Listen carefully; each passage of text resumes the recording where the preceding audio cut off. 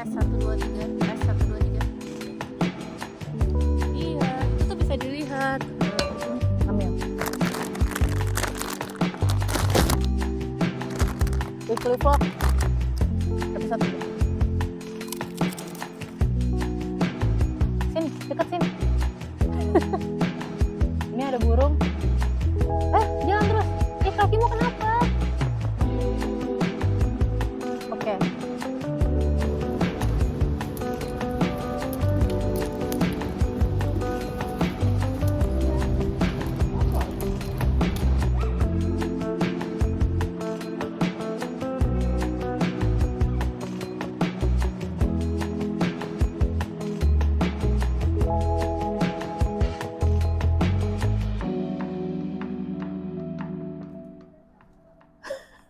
Lupakan burung-burung itu. Kita mulai ya. Saya mulai dari hari Minggu. Jadi minggu lalu itu kan saya rekamannya hari Sabtu. Terus hari Minggu itu rencananya saya mau jalan-jalan ke pantai. Cuma nggak jadi karena pas saya bangun itu ada warning extreme heat 38 sampai 39 derajat Celcius dan itu panas banget. Jadi saya stay di rumah. Saya bawa benah, terus ngebikin work plan podium, terus sorenya karena udah agak turun ya panasnya, sorenya saya jalan ke Woolies, terus malamnya masak. Jadi saya ke Woolies itu untuk beli beras karena kebetulan beras habis. Hari Selasa sama Rabu itu saya UAS, jadi satu hari itu saya UAS 3 dan jadi nggak bisa ngapa-ngapain tuh dari pagi, bukan pagi sih, pagi di Jakarta tapi kan siang hari di sini ya, jam 12 sampai menjelang maghrib itu saya UAS.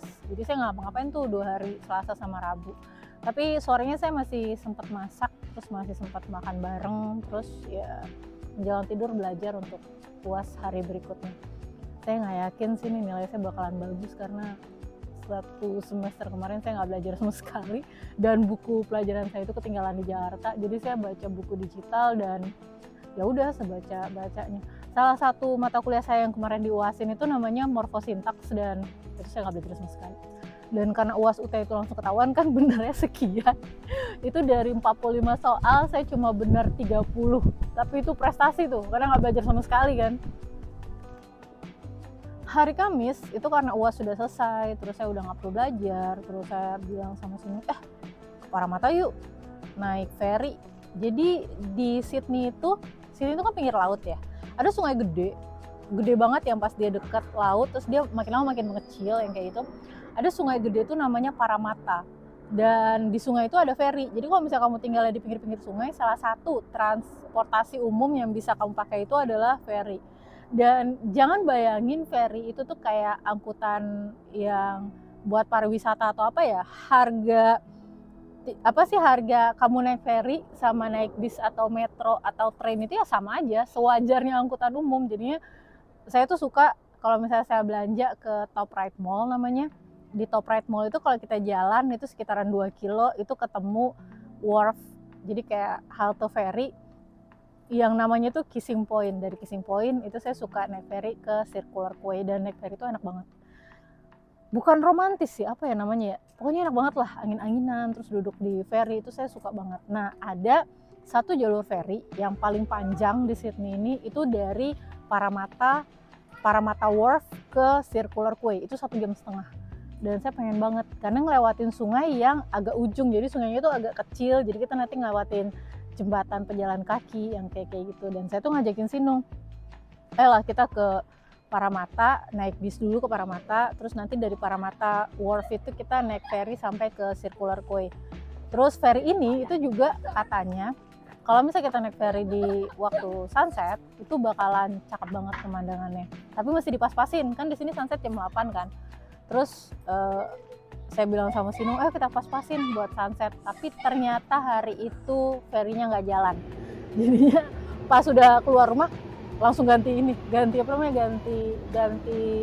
rute. Ya udah kita ke Circular Quay, terus kita jalan aja di sekitar Royal Botanical Garden yang ada di sebelah Opera House. Akhirnya kami jalan di Royal Botanical Garden. Datang lagi dia. Kami jalan di Royal Botanical Garden sampai ke Macquarie Chair namanya. Terus piknik di situ karena saya bawa bekal, saya bawa muffin sama anggur, kita piknik sebentar. Terus jalan-jalan dan di situ rame banget. Ini suara burungnya kedengeran nggak ya teman-teman? Itu apa sih namanya, bangau. Terus jalan sampai sunset dan abis itu ini kayaknya saya punya banyak footage nih jalan-jalannya.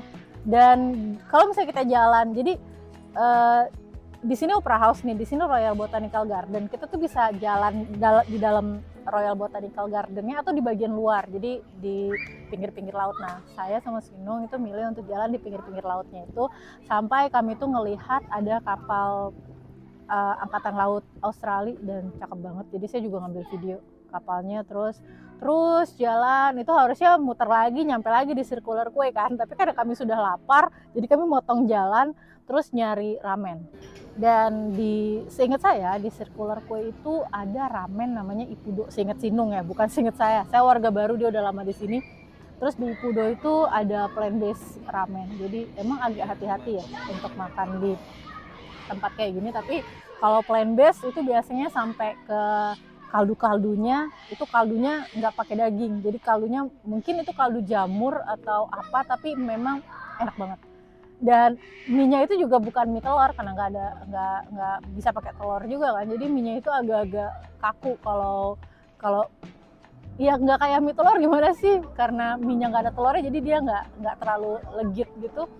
Terus toppingnya itu semua sayur-sayuran, ada lobak, wortel seingat saya, terus ada jamur, enak banget juga, rumput laut. Dan Sinung bilang sih Ippudo ini ada di mall dekat kampus, jadi kalau misalnya saya kepengen ramen bisa datang ke sana gitu. Jadi kami main, terus pulangnya udah malam. Nyenengin banget ya kota ini kalau buat saya ya, jadi kayak kota ini tuh soft banget ya. Kemana kita pergi tuh ngelihat pohon, ngelihat hewan liar berkeliaran, kalkun kadang-kadang. Dan yang paling terkenal di sini tuh ada burung kakak tua, terus burung yang tadi suka lewat itu burung merpati.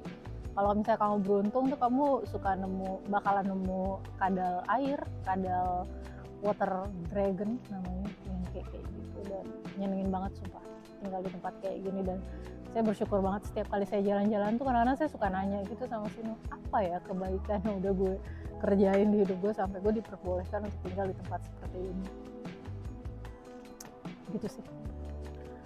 Hari Jumat itu suhu udah mulai turun dan kayaknya tuh di 18-19 lah seharian itu. Dan itu suhu, saya ingat ya, di rumah tuh kalau nyalain AC itu 18 itu suhu yang paling rendah kan. Nah segitu, tapi di luar rumah. Dan saya tuh belum terbiasa dengan suhu kayak gitu.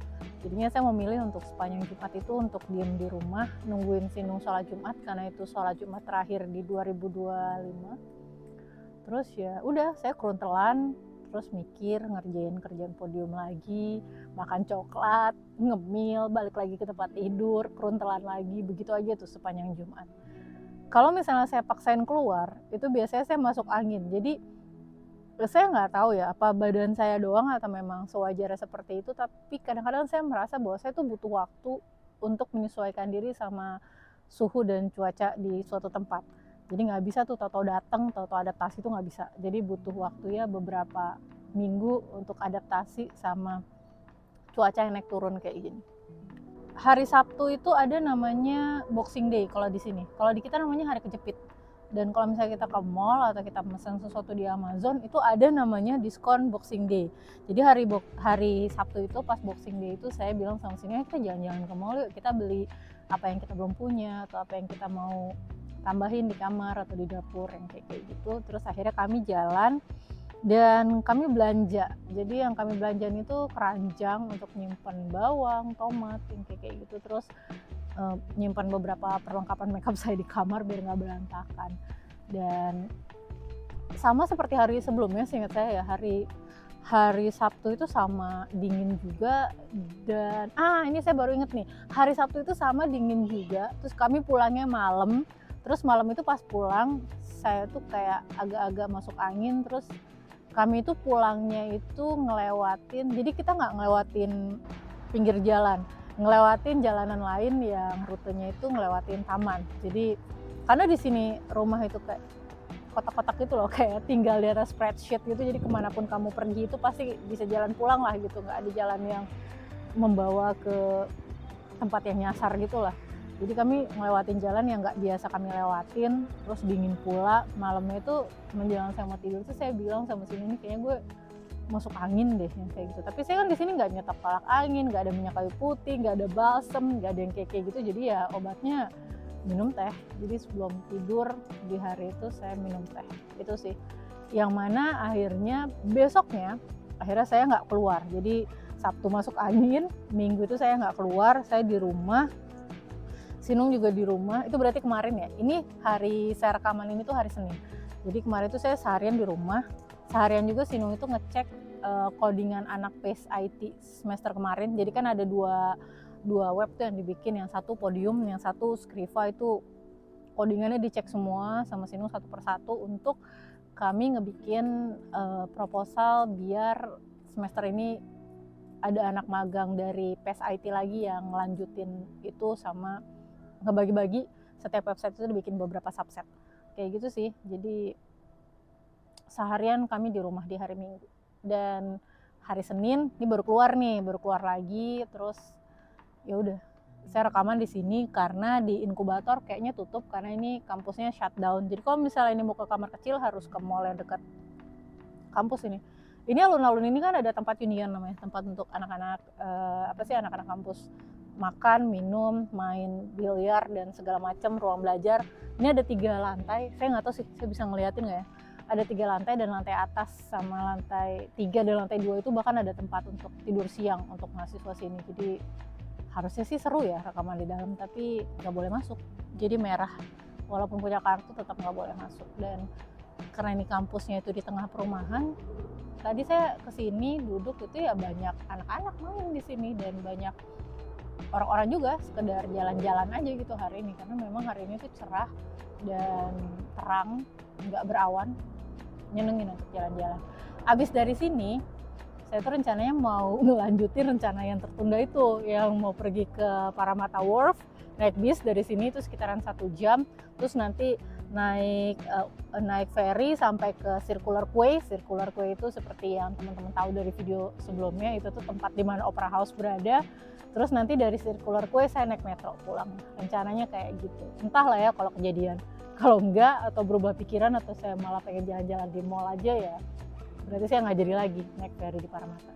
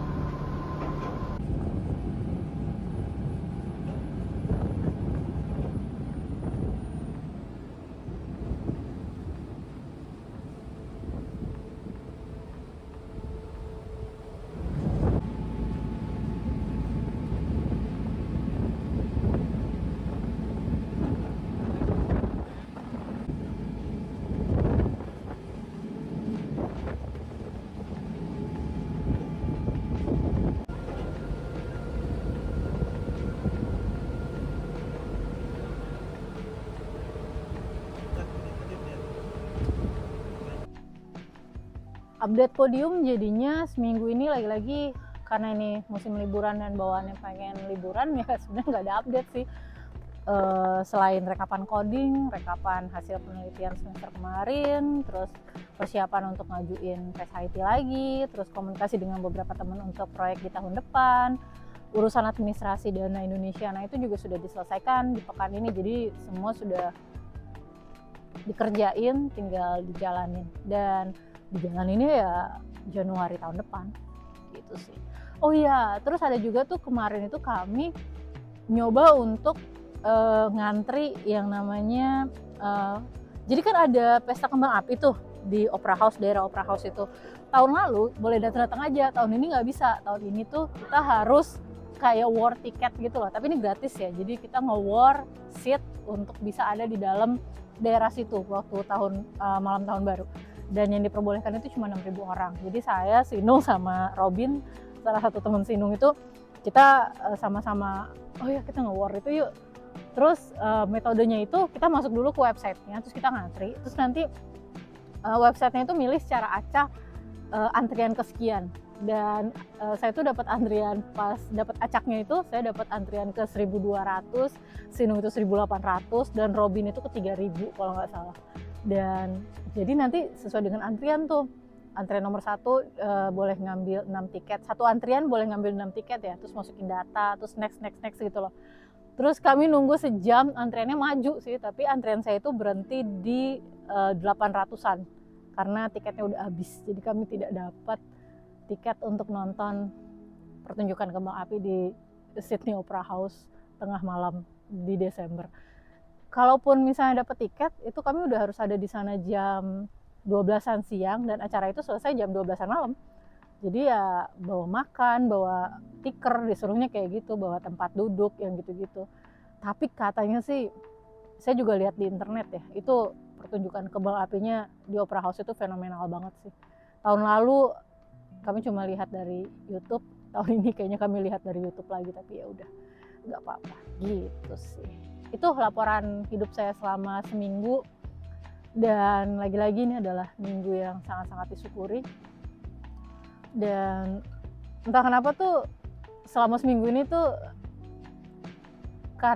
mungkin karena suhu juga ya, jadi biasanya kan cerah nih kayak hari ini, tapi karena beberapa hari itu gloomy, saya juga jadi ikut-ikutan gloomy tuh, jadi kayak wah jauh dari mulai berasa nih, jauh dari rumah ya, jauh dari tanah air ya, jauh dari orang tua ya, jadi ya gitulah. Tapi ya sudah, namanya hidup, mau diapain ya nggak sih gitu. Ini saya pindah karena saya diganggu burung ya, jadi sekarang saya di sini. Sekarang saya mau lanjut, mau ngomongin work plan dan cara ngebikin work plan. Jadi pernah nggak sih teman-teman itu ngerasa sibuk aja gitu sendiri dari pagi sampai malam, kayaknya ada aja yang dikerjain tapi kerjaannya kok kayak mandek ya, kayak nggak ada progresnya ya, tapi sibuk terus nih. Itu bisa jadi karena teman-teman itu tersesat di dalam pekerjaan yang teman-teman sedang lakukan. Masalahnya bukan di niat atau di disiplin ya teman-teman ya. Masalahnya karena bisa jadi kamu itu terlalu banyak kerjain satu hal atau berbagai macam hal tanpa ada arah dan tujuan yang jelas. Dan ini adalah masalah klasik kalau teman-teman itu tidak membuat work plan, atau kalau diterjemahin bisa kertas kerja atau rencana kerja. Semua hal itu jadinya kayak kelihatan penting, semua hal itu jadi dikerjain barengan, semua itu kayak oh ini nggak bisa ditunda nih, padahal nggak semua pekerjaan itu tidak bisa ditunda loh. Semua pekerjaan bahkan bisa ditunda, kadang-kadang saya malah mikirnya kayak gitu. Ini udah 3 minggu ya, saya terus-terusan bilang oh di Podium lagi ngerjain work plan. Iya, karena work plan Podium itu luas banget, jadi bukan cuma masalah pengembangan app, tapi juga riset, tapi juga kerjasama untuk dapetin hibah, kerjasama project dengan pihak lain. Makanya 3 minggu ini saya ngerjain work plan kayak nggak kelar-kelar juga, karena ada bukan cuma sekedar ditulis, kayak ada pertimbangan mana yang duluan, mana yang prioritas, mana dikerjain dengan siapa. Apalagi kalau misalnya yang mau dibikin itu ekosistem yang perlu kerjasama dengan beberapa pihak, itu garis-garis pekerjaannya mesti jelas dan mesti direncanakan dengan baik kayak gitu. Makanya work plan Podium itu rasanya nggak kelar-kelar, tapi saya udah bertekad sih sebelum awal tahun dia udah harus kelar. Kalau enggak berarti molor banget dari rencana yang saya harapkan. Kesalahan paling umum ketika teman-teman lagi bikin work plan itu adalah langsung nulis to-do list. Ini juga hal yang saya kerjain beberapa tahun belakangan dan saya tahu itu salah. Karena kemudian saya belajar hal pertama yang perlu dilakukan ketika bikin work plan itu adalah menentukan target kamu itu apa. Tentuin dulu tujuan yang masuk akal, terus teman-teman bikin work plan itu dalam waktu tertentu. Jadi jangan bikin work plan untuk seumur hidup atau untuk beberapa tahun ke depan, bikin aja untuk 1 tahun, terus pecah jadi 1 semester, misalnya seperti yang saya bikin. Dari pecahan 1 semester itu nanti kelihatan apa yang harus dilakuin duluan, apa yang harus dilakuin belakangan, prioritas dan segala macam. Jadi tentuin dulu apa yang mau dikejar, bikin prioritas bagaimana cara mengerjakannya, baru abis itu bikin to-do list. To-do list itu tuh hanya daftar hal-hal yang mau dikerjakan. Work plan itu adalah strategi bagaimana mencapai sesuatu yang teman-teman inginkan.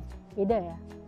Setelah teman-teman selesaikan dan putuskan apa yang mau dikejar, bikin prioritas, setelah itu kalau misalnya teman-teman ngerjain nih, terus udah dibikin to-do listnya, ya nurut sama itu, kerjain sesuai dengan prioritas yang sudah dibikin. Jangan malah diacak-acak lagi, percuma bikin work plan kalau kayak begitu. Saya pakai rencana work plan per semester soalnya saya mau ada waktu yang jelas, terus waktunya tidak terlalu panjang, jadi di tengah tahun itu saya bisa evaluasi dan saya bisa ngelihat dengan cepat mana yang working, mana yang enggak.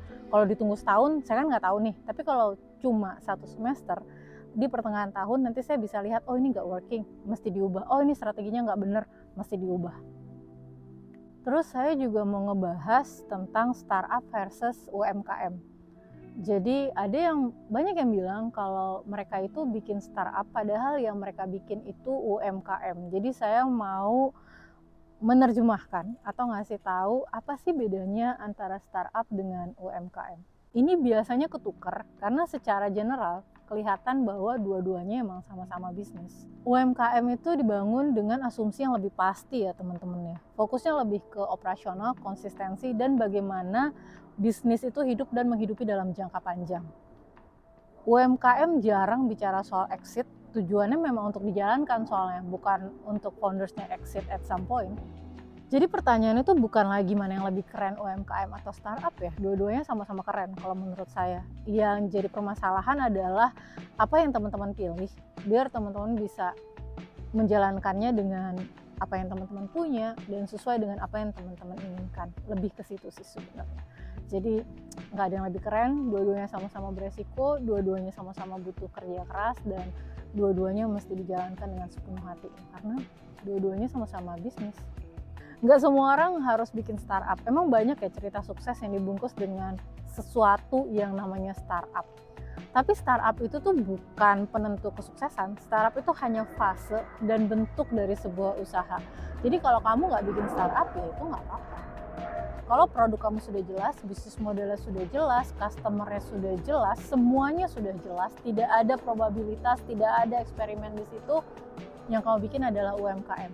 Banyak orang yang merasa salah jalan atau kurang keren hanya karena fase dan bentuk usahanya bukan startup, tetapi UMKM. Dan sekali lagi, ini adalah cara pandang yang salah karena startup itu adalah fase dan bentuk usaha, bukan penentu keberhasilan bisnis itu sendiri.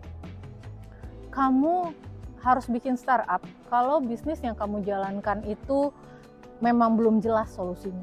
Jadi ini ada masalah, solusinya belum jelas nih. Sama kayak Airbnb kan, ini ada masalah nih, masalah renting, tapi solusinya masih eksperimental. Bisa nggak Airbnb jadi solusi? Itu baru kamu bikin startup. Dan dari situ kadang-kadang kamu butuh inkubator atau butuh akselerator. Contoh yang lain, ini ada masalah digitalisasi ojek online. Misalnya kayak gitu, ojek mau didigitalisasi, itu kan solusinya belum jelas, masih eksperimental, makanya dia jadi startup. Dan startup itu hanya fase, bukan tujuan dari bisnis kamu. Jadi jangan terlalu jangan terlalu terpukau dengan istilah startup. Startup itu hanya fase, startup itu cuma jalan, cuma salah satu cara untuk mencapai apa yang kamu inginkan. Masalah buku digital itu bukan di teknologinya, dan saya mau bilang ini dengan keras. Sekali lagi, masalah buku digital itu bukan di teknologinya. Masalah industri buku digital yang saya lihat dan saya identifikasi itu seringkali adalah diperlakukannya buku digital itu hanya sebagai file. Buku cetak dipindah ke PDF atau EPUB, terus dilabeli buku digital, diunggah ke platform, dikasih harga, dijual, selesai. Nggak ada yang namanya pengalaman membaca yang diperkaya. Konteks karya kadang-kadang ikut hilang, terus juga sebagai IP nilainya jadi turun. Hal-hal seperti ini yang saya ingin selesaikan di podium. Buat saya, literatur digital itu harusnya lebih daripada sekedar file. Jadi ini bukan perkara dia EPUB, ataukah dia PDF, ataukah dia bentuk file yang lain. Itu bukan tentang literatur digital, itu tentang format. Buat saya literatur digital itu tentang bagaimana karya bisa hidup, dibaca, dirawat, dan diberi ruang di dalam medium digital itu sendiri. Karena itulah saya bikin podium. Karena produk literatur digital itu buat saya dan buat podium yang sedang saya bangun ini bukan sekedar konten, bukan sekedar file, tapi dia adalah sebuah ekosistem di mana IP digital itu dihargai dan dihormati. Begitu. Kenapa harus startup? Kenapa nggak bikin toko buku digital aja? Ini adalah pertanyaan bagus yang sepertinya saya harus menjawab dengan jawaban yang bagus juga ya. Jadi menurut saya masalah seperti ini itu nggak bisa diselesaikan hanya dengan ngebuat toko online biasa. Saya sudah pernah coba, saya gagal karena ini bukan masalah distribusi atau bentuk filenya, tapi ini adalah masalah gimana pengalaman membaca dan ekosistem itu dibentuk. Jadi saya perlu ngebikin ini jadi startup biar saya bisa bereksperimen dan meriset format, bereksperimen dan meriset pengalaman membaca, dan ngebuat ekosistem itu sendiri. Jadinya penulis dan pembaca itu terhubung dalam satu ekosistem. Bukan hanya soal, oh ya kita bikin barang digital, ayo kita jual. Bukan cuma sekedar soal itu, karena di medium-medium yang lain, di produk yang lain kayak YouTube, video, TikTok, dan segala macam itu bisa berkembang bukan karena bentuknya adalah video, tapi karena ekosistemnya mendukung. Itu yang sedang saya lakukan dan sedang saya perjuangkan. Kayaknya saya belum pernah bilang ini ya, tapi saya bikin podium dan saya menjadikan podium itu startup itu bukan karena saya ikut-ikutan tren atau saya mau kelihatan keren, tapi karena saya mau literatur digital itu punya masa depan yang layak di ekosistem dunia digital yang ada sekarang. Kalau misalnya saya gagal, setidaknya saya sudah mencoba karena terus terang gatel banget loh untuk nyoba mewujudkan apa yang ingin saya kerjakan itu. Saya kayak punya teori, saya pengen ngebuktiin, itu yang saya kerjain sekarang. Ada yang nanya sama saya, inkubator startup itu fungsinya untuk nyari investor ya. Saya mau jawab ini singkat, walaupun ini mungkin perlu satu vlog yang isinya menjelaskan dan penjelasannya panjang, tapi semoga penjelasan singkat saya ini bisa menjawab saat ini ya. Jadi inkubator startup itu bukan tempat untuk nyari investor. Walaupun investor ada di situ dan siap untuk invest. Inkubator startup itu adalah tempat di mana startup yang ada di fase sangat awal seperti podium itu mendapatkan tempat untuk bereksperimen, untuk nanya, untuk dibantu tentang model bisnis, pengembangan produk, pengembangan, dan hal-hal lain yang kayak gitulah. Yang biasanya itu riskan untuk jadi ngaco di awal-awal startup itu dibentuk. Banyak startup yang gagal di fase-fase awal bukan karena idenya jelek atau produknya not working atau foundersnya kurang bekerja keras ya, tetapi ada masalah-masalah yang seharusnya tidak perlu jadi masalah dan itu bisa dihindari, dan hal ini yang ngebikin startup ini gagal. Disitulah inkubator itu masuk. Jadi di inkubator itu kita diajarkan untuk jangan sampai salah baca masalah, jangan sampai salah mengidentifikasi solusi, jangan terlalu cepat bikin produk. Jadi bikin produk itu ada fasenya nih. Kalau cuma bikin aplikasi seperti Gojek, saya yakin yang namanya programmer itu bisa bikin itu dalam waktu semalam aja. Tapi yang jadi masalah bukan itu. App yang seperti Gojek itu sangat rumit di bagian governance dan manajemennya. Hal-hal seperti ini yang diajarkan di inkubator. Jadi memang inkubator itu adalah tempat pendidikan sampai si startup ini jadinya cukup matang untuk diinvest. Itu sih fungsi yang paling penting dari inkubator. Inkubator itu beda dengan akselerator ya. Kalau udah masuk fase akselerator, itu berarti pertumbuhannya mau dipercepat. Masalah sudah selesai diidentifikasi, setidaknya produk itu sudah sampai MVP, dan si foundersnya udah siap untuk pertumbuhan yang berikutnya. Di inkubator, itu ya masih telur, masih kayak belum tahu apa-apa. Jadi kalau misalnya teman-teman bikin startup, cari inkubator. Di Indonesia banyak. Jadi teman-teman dibantu sedari awal biar nggak salah jalan, jadi biar ditunjukin jalannya gitu sih. Jadi secara singkat saya bisa bilang inkubator itu bukan buat jalan pintas, tapi inkubator itu adalah tempat di mana di sana teman-teman akan dapat bantuan untuk mencari, mendapatkan arah yang tepat.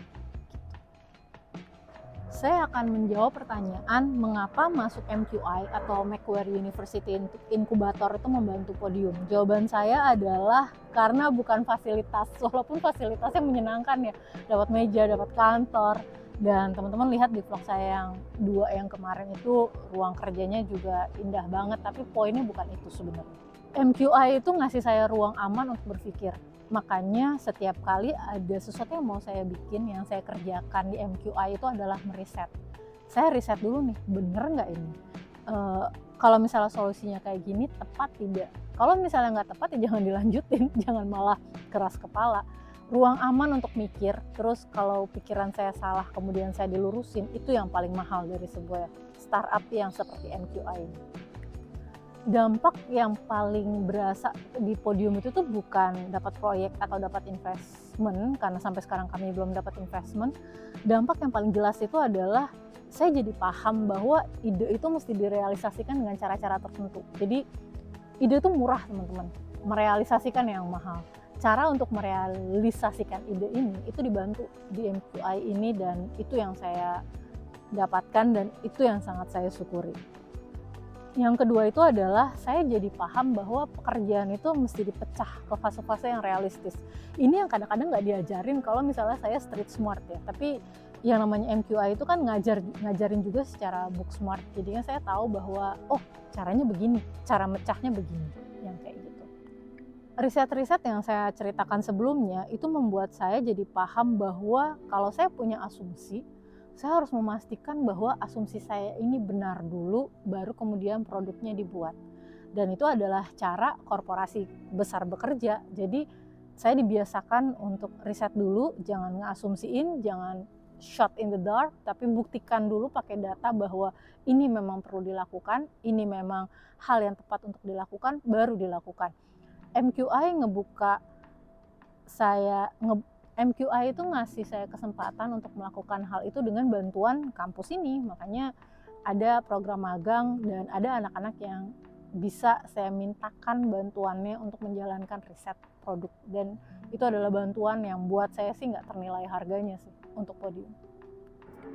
Salah satu hal lain yang saya pahami setelah saya masuk MQI adalah bahwa inkubator itu cocok untuk produk jangka panjang. Jadi kayaknya dulu saya nggak paham-paham amat ya, tapi akhirnya saya paham sekarang ini bahwa yang saya perjuangkan itu bukan perjuangan 1-2 tahun. 10 tahun aja masih singkat itu jumlah tahunnya untuk memperjuangkan ini. Karena yang namanya literatur digital itu bukan produk instan. Itu produk yang mesti diidentifikasi, dibuat dan dicoba, diriset, diuji coba, begitu terus muter-muter sampai nemu bentuk yang paling tepat. Dan karena kebebasan ruang untuk berpikir di MQI, saya merasa bahwa hal-hal yang dulunya terasa mendesak, sekarang tuh nggak terasa mendesak. Sekarang tuh terasa ada waktu yang bisa saya putuskan untuk ngebuat hal itu jadi reasonable. Itu yang saya rasain masuk MQI.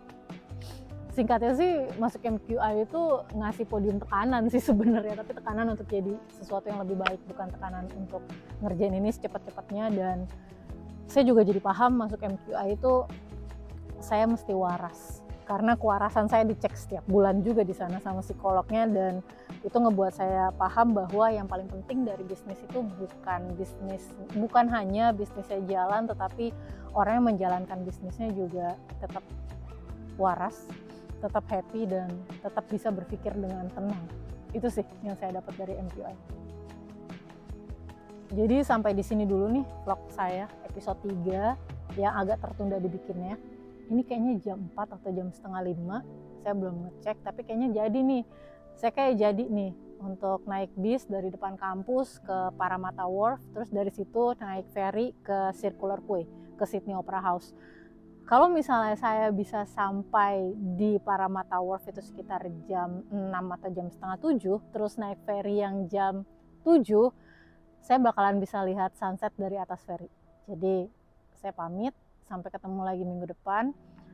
Terus saya juga tahu bahwa dari minggu ke minggu saya kan belajar ya bagaimana caranya membuat vlog, bagaimana caranya bicara di depan kamera. Jadi kalau misalnya saya masih kelihatan gugup atau aneh atau wagu, mohon dimaafkan. Tapi saya tahu dari pekan ke pekan saya akan jadi lebih baik. Kayak gitu sih. Jadi sampai jumpa lagi minggu depan insya Allah. Nanti minggu depan saya belum ngebaca juga nih. Jadi kayaknya minggu depan saya udah mulai bisa ngerekomendasin buku. Semoga minggu ini saya bisa mulai baca dan mulai mencatat bacaan saya untuk jadi rekomendasi. Gitu sih, teman-teman, sehat-sehat ya.